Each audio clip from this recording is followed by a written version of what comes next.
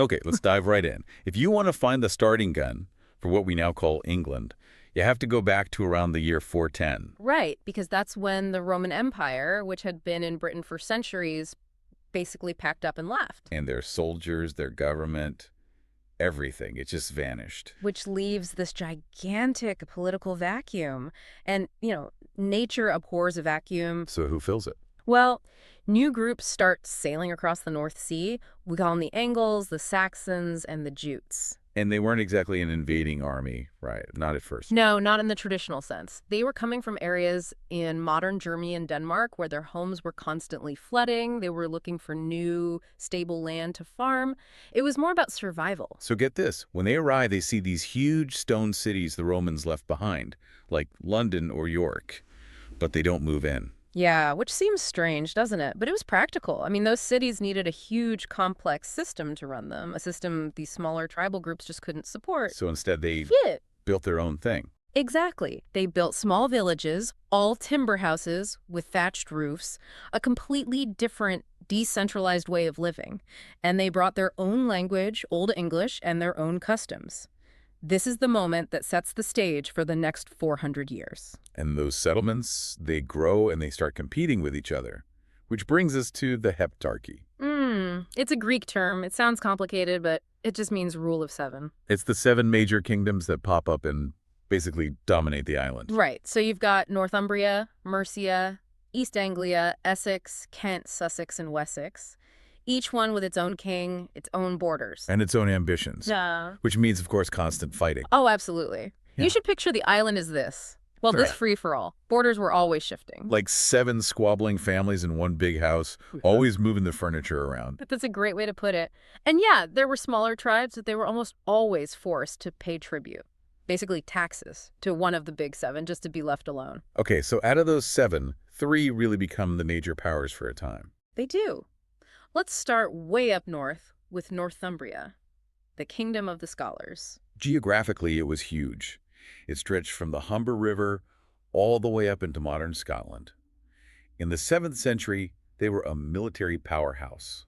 They were, but that's not really their biggest legacy. What's so fascinating about Northumbria is its culture. This is where we get some of the most incredible early English learning.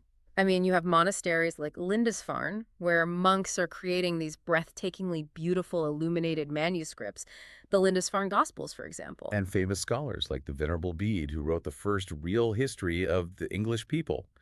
Northumbria was the intellectual center of Europe at that time. It was.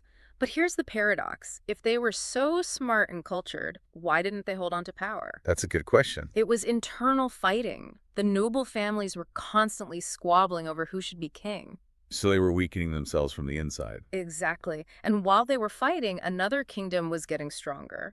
Power started to slide south right into the hands of Mercia. Mercia, the control of... Absolutely. Their location was everything. They were in the Midlands, the center of England, so they bordered almost everyone. Which meant a lot of conflict, but also a lot of trade.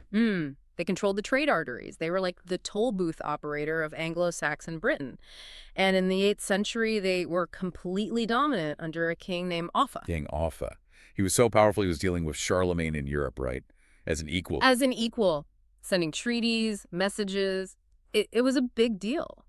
It showed Mercia was a legitimate European power. And he built off his dike. This massive earthwork, hundreds of miles long, to mark the border with the Welsh kingdoms. And it wasn't just a wall, it was a statement, a huge physical line in the sand saying, this is my land, this is where my power begins. But even Mercia's dominance didn't last. Their empire eventually ran up against our 3rd major player. Wessex. The kingdom of the West Saxons, There. down in the southwest. Wessex turned out to be the ultimate survivor. If Northumbria was the cultural star and Mercia was the controller, Wessex was innovator, the one that played the long game. Their success really came down to 3 things. Great farmland, a really organized government, and a strong, adaptable army. And this is where it gets really interesting, because the systems they created in Wessex, their laws, their taxes, they were so good, they eventually became the foundation for all of England. They didn't just win battles, they wrote down good rules. And they produced King Alfred the Great. Alfred, the one who managed to stand firm when all the other kingdoms were falling to this this terrifying new threat. We'll get to that threat in a minute. So those are the big three. But what about the other four? Let's start with Kent. Kent, in the southeast, settled by the Jutes. Their key feature was being the closest to Europe. So they got all the new ideas and trade first. Exactly. And that's why Kent became the very first Anglo Saxon kingdom to officially convert to Christianity.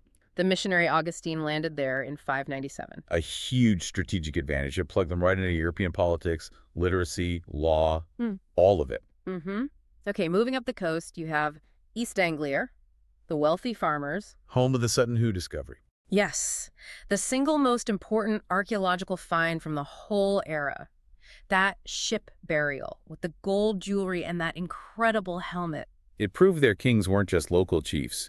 They were incredibly wealthy and commanded amazing craftsmen. Then you have Essex, the East Saxons. They were smaller, sort of stuck between Mercia and Wessex. And their main goal was trying to control London. Right. But they were never quite big enough. Their main strategy was just survival.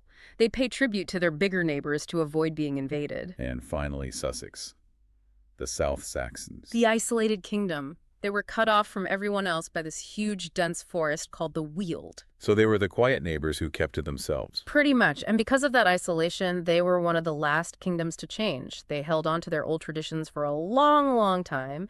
They mostly just farmed and fished and stayed out of the big political games. Okay, so let's zoom out from the kings and the wars for a second. Yeah. What was life like for a regular person? Well, 90% of people were just farmers, hardworking farmers. Living in those small timber houses we talked about. I mean, imagine a single room, a fire in the middle for cooking and heat, and floors covered in straw. Life was governed by the seasons and by daylight. You grew your own food wheat, rye, peas, beans. Raised your own animals. Pigs for meat, cows for milk, sheep for wool. Everything was local. And roles were very rigid. Men did the heavy work in the fields. Women were in charge of spinning, weaving, cooking. And kids. There's no school. No. From a young age, you were helping with chores. Everyone had to contribute for the family to survive. You were probably born in that village and you'd die in that village. Now, you mentioned Christianity. That was a huge cultural shift. A total earthquake. Before that, they believed in gods like Woden and Thor. Their history was all oral epic poems about heroes and monsters. But the Christian missionaries brought writing. They did. Monasteries became these vital centers of learning. Monks wrote down history, laws, everything. On parchment, which is a prepared animal skin. So it wasn't just a change in faith.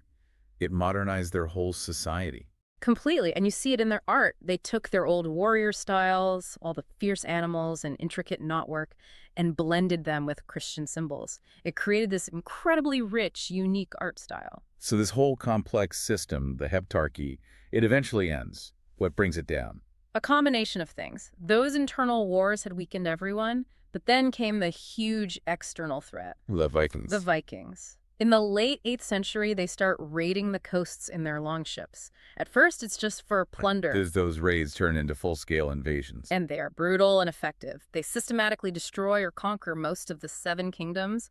Northumbria, Mercia, East Anglia, they all fall. But not Wessex. No. By the mid-9th century, Wessex is the only one left standing as an independent bower. Which brings us back to King Alfred the Great. He's the one who organizes the resistance. He doesn't just fight, he adapts. He builds fortresses, organizes his army better, even builds a navy. And he's the one who starts to think of the English people as a single group, united against this common enemy. Exactly. And his successors, they continue that work. Over the next 100 years, they slowly push the Vikings back, reclaim the land. And they merge all those old broken kingdoms, Northumbria, Mercia, the others, into one single nation. And that is how England was forged. The idea of 7 kingdoms just disappears. Though we still use the old names, of course. Essex, Sussex. They're still here. So the story of the Heptarchy really shows that a unified country wasn't born out of some peaceful agreement. It came from hundreds of years of brutal competition. And the winner wasn't the biggest or initially the most powerful kingdom. It was the one that was best organized, the one that could write the best laws and manage its defenses effectively. Think about that. England was ultimately built not just by the sword, but by good administration, by the kingdom that had the best systems in place to survive the storm. It tells you a lot about where real lasting power actually comes from. Good luck with your studies.